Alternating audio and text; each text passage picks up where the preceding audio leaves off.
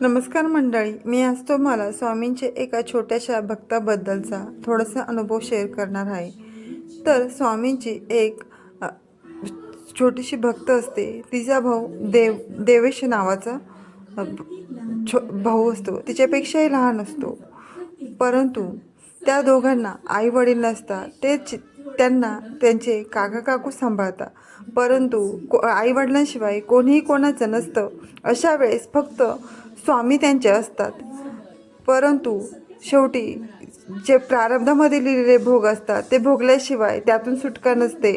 परंतु अशा वेळेस स्वामी त्यांना स्वतः आधार देतात। तर त्या मुलीच्या बाबतीत हे असंच घडलेलं आहे।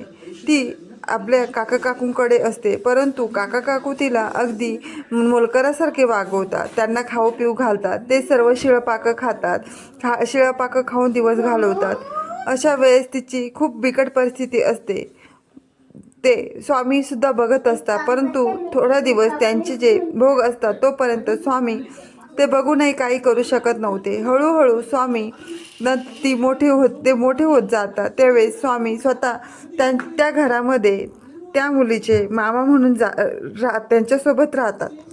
मग स्वामी मामा म्हणून राहायला गेल्यानंतर तिथे त्यांचा थोडासा त्रास कमी होतो। प्रत्येक गोष्टीत स्वामी त्यांना आधार देतात, पण त्या मुलीच्याही लक्षात येत नाही की आपल्यासोबत आपले मामा नसून आपले स्वामी आपल्यासोबत आहे।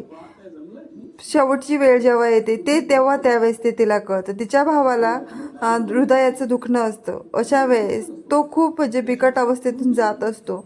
मग ती तिच्या मामा म्हणजे स्वामींना सांगते की याचा त्रास कमी व्हायला हवा, मला खूप त्याच्या त्रासामुळे ती खूप दुःखी असते। अशा वेळेस स्वामी तिला सांगतात, हळूहळू याचा त्रास कमी होईल, तू टेन्शन घेऊ नको, असं म्हणून तिला आधार देत असतात।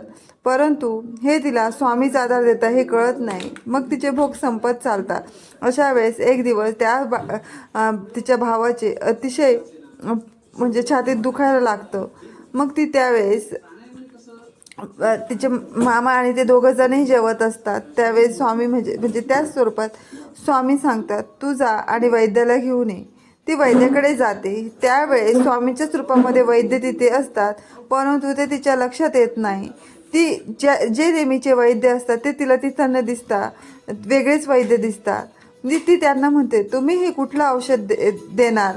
तुम्ही तर वैद्य बुवा नाही आहात, तुम्ही दुसरे कोणीतरी असा, तुमच्यावर मी कसा विश्वास ठेवू? त्यावेळेस स्वामी तिला म्हणतात, तुला विश्वास ठेवायचा नसेल तर नको ठेवू, परंतु मीही त्यांचाच चुलत भाऊ आहे।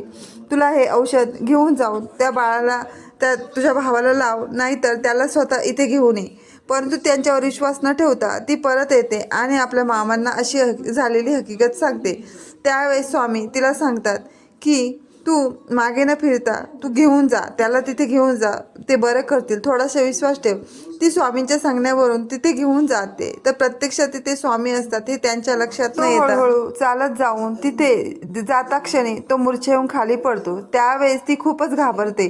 तिला वाटतं हे काय झालं। ती स्वामींना हाक मारते आणि त्या वैद्यबुवालाही सांगते की तुम्ही जर माझ्या भावाला आता बरे केले नाही तर मी तुमच्यावर विश्वास ठेवणार नाही। आणि ती त्यांना खूप नको ते बोलू लागते। त्यावेळेस प्रत्यक्षात स्वामी तिला सांगतात, तू तुझा आकांत कमी कर, थोडा वेळ शांत बस, म्हणून त्याच्या तोंडावर पाणी शिंपडतात आणि सांगतात, देवेश उठ, देवेश उठ, अशी 2 ते 3 वेळा हाक मारतात आणि तो मुलगा ताबडतोब उठून बसतो। तर असा आहे स्वामीचा चमत्कार। इतके घडूनही त्या मुलीच्या लक्षात येत नाही, साक्षात स्वामींनीच त्या मुलाला नीट केलेलं असतं हे तिच्या लक्षात आले नाही। तर खरंच मंडळी, की आपण जर देवाची मनापासून भक्ती केली तर देव आपल्याला कोणत्या ना कोणत्या रूपात टाळतो आणि आपले स्वामी तर तेच करतात की आपल्यालाही लक्षात येत नाही की आपले स्वामी कसे आपल्या बरोबर असतात। हीच हकीकत त्या मुलीच्या बाबतीत घडलेली आहे। तर स्वामींची मनापासून भक्ती करा। स्वामी कोणत्या ना कोणत्या रूपात आपल्याला साक्षात्कार देतात, आपल्याला दुःखातून निवारतात हे आपल्याला सुद्धा कळत नाही। तर स्वामींची अशीच कृपा आम्हा व सर्वांवर राहो ही स्वामींचरणी प्रार्थना करते आणि मनापासून स्वामींची भक्ती करा। स्वामी सदैव आपल्या पाठीशी राहतील। श्री स्वामी समर्थ। जय जय स्वामी समर्थ। स्वामींचे असेच नवीन व्हिडिओ बघण्यासाठी चॅनलला लाईक करा, शेअर करा, सबस्क्राईब करा।